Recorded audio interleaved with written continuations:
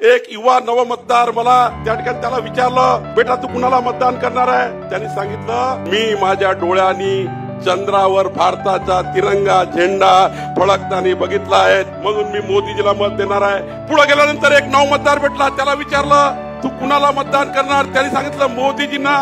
मोदीजी आले, 370 कलम हटवलं आणि काश्मीरच्या लाल चौकामध्ये तिरंगा झेंडा मी फडकताना बघितला आहे, म्हणून मी मोदीजीला मत देणार आहे.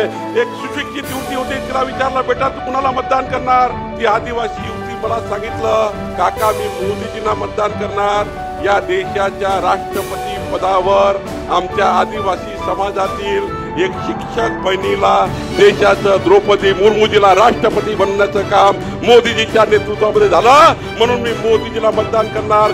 पुढे गेल्यावर एक 75 वर्षाची आई भेटली, तिला विचारलं आई तू कुणाला मतदान करणार? तिला विचारलं, ती म्हणली की 527 वर्षापूर्वी बाबर राजांनी पाडलेलं भगवान अयोध्येचं प्रभू रामचंद्राचं मंदिर कोणी 527 वर्ष बनवू शकलं नाही.